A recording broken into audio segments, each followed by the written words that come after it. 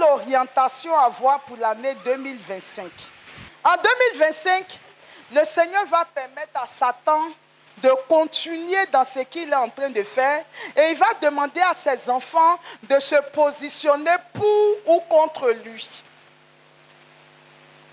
Alors, qu'est-ce que Jésus peut nous enseigner? Et c'est là où tout le mystère de Noël vient. L'incarnation du Christ vient nous parler. Ce Noël-ci, j'ai décidé de ne pas trop rentrer dans les choses de fête, mais de creuser le sens profond du mystère de l'incarnation. Pourquoi est-ce que Dieu a jugé utile de venir jusqu'à prendre notre condition d'homme et d'être avec nous? Et donc ce n'est pas ça que je vais vous partager ce soir, mais ce que je veux vous partager, je veux que quelqu'un ce soir regarde avec moi la vie de Jésus. Excusez-moi, chers frères et sœurs. Vous avez peut-être entendu d'autres messages, mais mon message de ce soir ne se focalise que sur la vie de Jésus. Quand Jésus devait naître, d'abord tout Dieu qu'il est, il accepte de devenir un enfant entre les mains de ses créatures. Apprenez à connaître Dieu, le vrai Dieu. Un enfant entre les mains de ses créatures. Jésus est né dans quelle ville? Bethléem. Est-ce que vous savez que du temps de Jésus, Bethléem, c'était l'une des villes les plus méprisées? Personne même ne pouvait citer Bethléem quand on parlait des villes importantes d'Israël. Mais quand Dieu décide de venir sur la terre, il choisit l'une des villes les plus méprisées, comme pour dire aux hommes, j'ai mes valeurs qui ne sont pas les vôtres. J'ai mes sens de choix, de discernement qui ne sont pas les vôtres. Vous aimez les choses grandioses. Vous aimez aller dans des endroits pimpants. Vous aimez qu'on vous regarde. Mais moi, une de mes particularités, c'est que je choisis toujours ce qui est humble, ce qui est sobre, ce qui n'est pas adulé par tout le monde. Voici les endroits où vous pouvez me trouver. Alors que le diable, il aime qu'on le voie. Il aime le m'as-tu vu. Il aime les choses pimpantes. Vous ne trouverez jamais le diable dans les endroits pauvres et humbles. Vous ne trouverez jamais Dieu dans les endroits pimpants, m'as-tu vu, etc. Notre Dieu a choisi le chemin de l'humilité et de la sobriété. Le lieu de... Quelle est la famille que Dieu choisit? Il va choisir une pauvre femme sans instruction. Il choisit un pauvre menuisier charpentier. Il ne choisit pas des gens riches. Tout Dieu qu'il est, il pouvait descendre dans le ventre de la femme d'un roi. Mais il choisit des gens simples, sans instruction, qu'on ne connaissait pas dans la ville. Voici notre Dieu. Voici notre Dieu. Je parle à quelqu'un ici ce soir. Voici le vrai Dieu. Voici le Seigneur des Seigneurs, le Roi des Rois. Celui qui est capable de descendre dans la vie d'une femme humble et pauvre et effacée, qui menait une vie sobre. Voici le choix que Dieu a fait.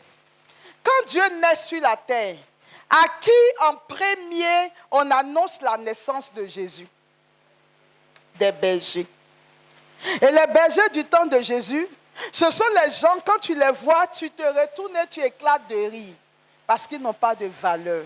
Parce que ce sont les gens rejetés de la société. Jésus ne choisit pas d'aller dire aux soldats, ni aux ambassadeurs, ni à César qu'il est né.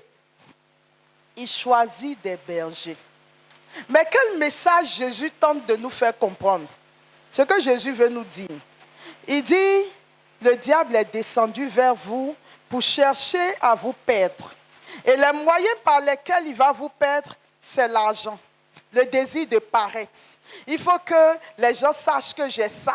Il faut que les gens sachent que je suis comme ça. Il faut qu'on sache que j'ai fait tel diplôme, que j'ai tel travail, que je viens de telle famille, que j'ai telle situation, que j'ai telle maison. Chaque fois que ce genre de sentiment vous vient à l'esprit, rejetez-les. apprenez à emprunter le chemin de la sobriété, de l'humilité. Pourquoi? Parce que si vous n'avez pas emprunté ce chemin maintenant, quand le temps viendra où le diable aura tout entre ses mains, comment vous allez faire pour vous en sortir? Vous avez besoin de gloire. Vous avez besoin d'argent. Vous avez besoin de puissance. Vous avez besoin qu'on vous regarde. Mais en ce moment-là, Jésus est du côté de la sobriété, de l'effacement, de l'humilité, du non-paraître. Et c'est Satan seul qui sera capable de vous proposer l'argent dont vous avez besoin, la gloire dont vous avez besoin, la puissance dont vous avez besoin. Si dès maintenant, vous n'avez pas appris à choisir Jésus de Nazareth, à le choisir dans la réalité de son être, vous allez voir qu'après, vous allez souffrir, vos enfants vont souffrir parce que vous ne leur avez pas inculqué le vrai sens de la vie chrétienne. On est ensemble? Est-ce qu'on est ensemble? Le livre de l'Apocalypse dit qu'un temps viendra où beaucoup réuniront la foi. Parce que toutes les puissances seront détenues par le diable. Et beaucoup vendront leur âme à Satan pour pouvoir jouir de ce que le diable a. Mes chers frères et sœurs, j'ai envie de nous dire quelque chose. Est-ce que nous ne sommes pas plus importants que l'argent? Quelqu'un t'a fait croire que parce qu'il a l'argent, tu n'es rien. Mais tu ne peux pas le suivre dans son raisonnement. Parce que tu es plus que l'argent. Parce qu'à cause de toi, le sang d'un Dieu a été versé. Un Dieu est descendu du ciel pour prendre ta condition à cause de ta valeur. On ne peut pas te comparer à l'argent ni aux bijoux. Des gens qui vont te dire, pour que je te donne l'argent, il faut que tu sortes avec moi. Pour que je te donne l'argent, que je t'aide à construire une maison, il faut que tu rentres dans tes sectes. Pour que je te donne ce travail ou ce marché, je vais te coopter pour entrer dans une secte.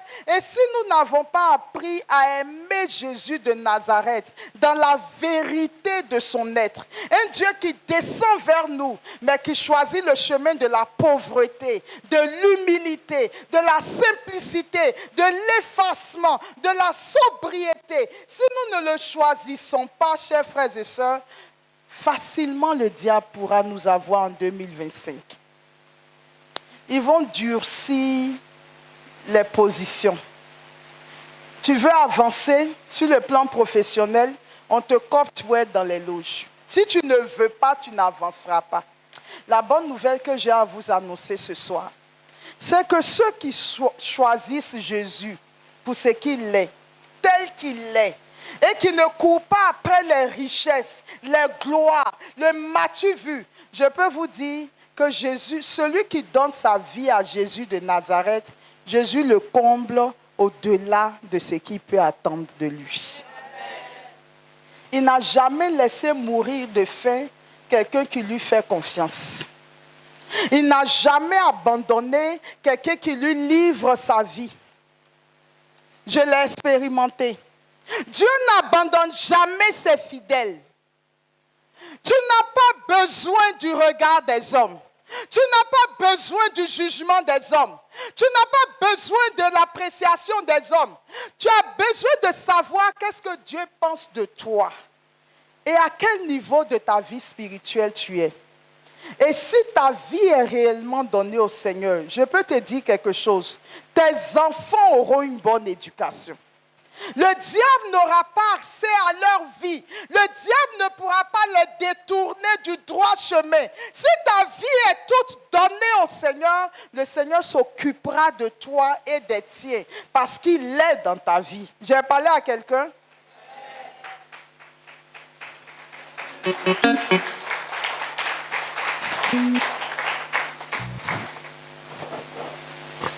Le pape vient de lancer le jubilé de l'année 2025. Et le thème du jubilé, c'est pèlerin de l'espérance.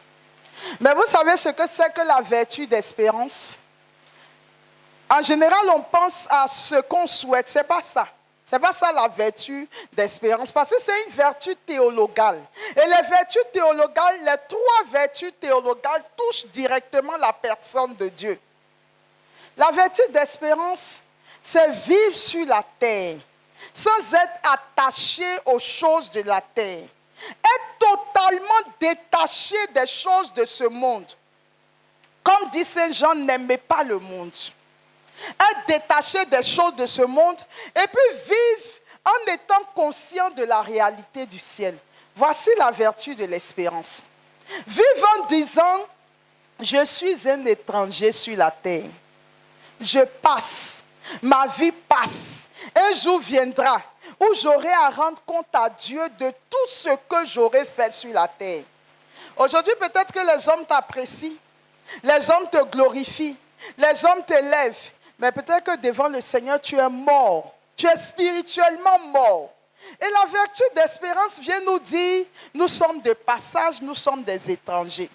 Nous devons vivre les réalités du ciel. Et je peux vous dire que tous ceux qui s'attachent au Seigneur et aux réalités du ciel, le Seigneur les bénit, le Seigneur ne les laisse jamais tomber. Le problème, c'est que nous-mêmes, nous voulons avoir toutes les choses de la terre sans mettre Dieu au centre de notre vie. Un temps viendra où parmi tous ceux qui se nomment chrétiens, les vrais chrétiens seront séparés des faux chrétiens. Les faux chrétiens, ce sont ceux qui sont derrière le Seigneur, rien que pour qu'il leur donne l'argent, les bénédictions, ils courent derrière la gloire, ils ne voient Dieu que comme étant leur financeur. Mais le vrai chrétien, il n'a pas besoin de courir derrière l'argent. Il court derrière le Seigneur. Il veut ressembler au Seigneur. Jésus dit, apprenez de moi que je suis doux et humble de cœur. Le vrai chrétien s'abaisse, il s'humilie, il vit une vie de sobriété.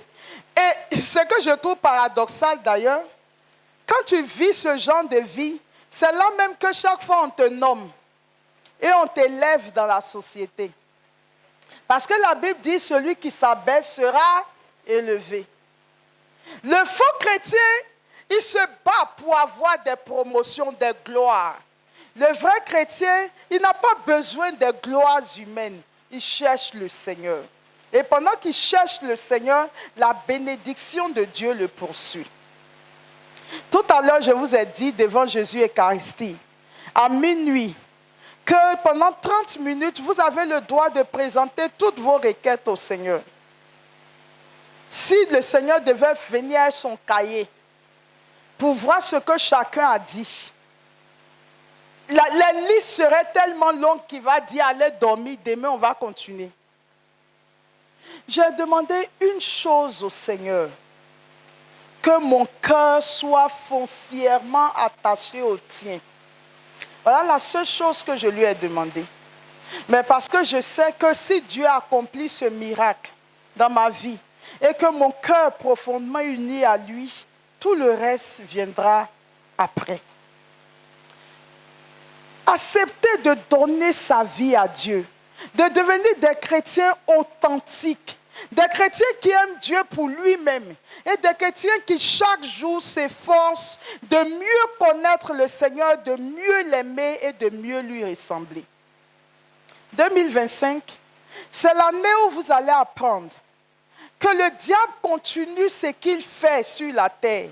Aujourd'hui, aux États-Unis, il y a des églises, on met des tables, on met une grande pancarte. Aujourd'hui, ici, c'est l'église de Satan.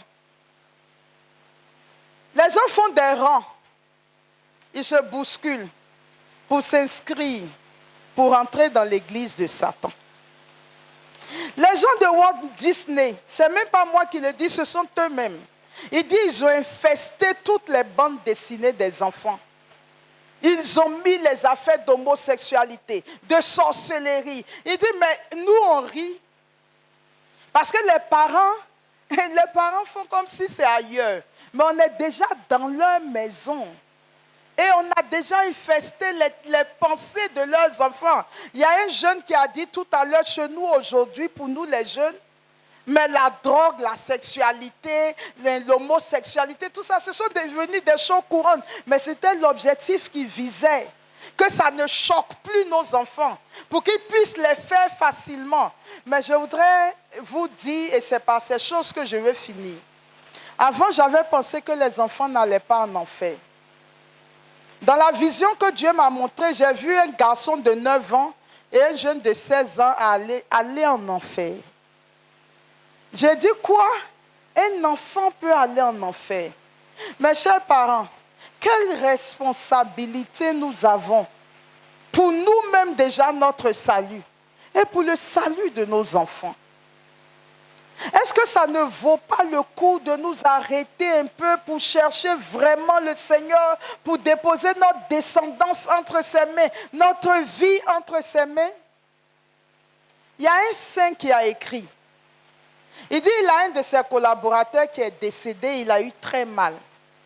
Et il a passé du temps à prier pour ce collaborateur. Quand un jour ce collaborateur lui est apparu, il a dit au saint, il dit le jour où il mourait, au même instant dans le monde entier, il y a eu, qui se rappelle le chiffre même? J'ai dit ça à mes collaborateurs, 3 millions. Oh. Je ne sais pas s'il a dit, au même instant dans le monde entier, il y a eu 3 millions de personnes qui sont mortes en même temps que lui. Il dit quand ils sont apparus au jugement particulier, sur les 3 millions, un est rentré au paradis, 3 sont rentrés au purgatoire, tout le reste est allé en enfer. Si c'est 3 millions qu'on enlève 4, il reste combien? 2 996 qui sont allés directement en enfer. Et je crie toujours à Dieu dans mes prières. J'ai dit, Seigneur, que je ne connaisse jamais la réalité de l'enfer. Qu'aucun de mes enfants ne connaisse la réalité de l'enfer. Qu'aucun des membres de la mission. Mais ça doit être notre préoccupation existentielle. J'ai envie de vous dire que ça fait des années que nous faisons les mises en bière. Personne n'est jamais allé avec son chéquier, ni avec ses bijoux, ni avec ses maisons, ni avec ses voitures. Personne n'est jamais allé dans le cercueil avec ces choses-là. Mais un temps vient où chacun rend compte à Dieu. Et en 2025, comme dit le pape, nous sommes des pèlerins de l'espérance. Et nous devons changer notre façon de vivre, notre façon d'être. Nous n'avons aucun compte à rendre à qui que ce soit dans ce monde. Nous devons conformer notre vie. Nous devons conformer notre vie au Seigneur. La bénédiction vient de Dieu. La paix vient de Dieu. La joie vient de Dieu. Le bonheur vient de Dieu. Et le Seigneur est capable de nous donner toutes ces choses. Mais le monde n'a rien à nous reprocher. Alléluia. Alléluia. Alléluia.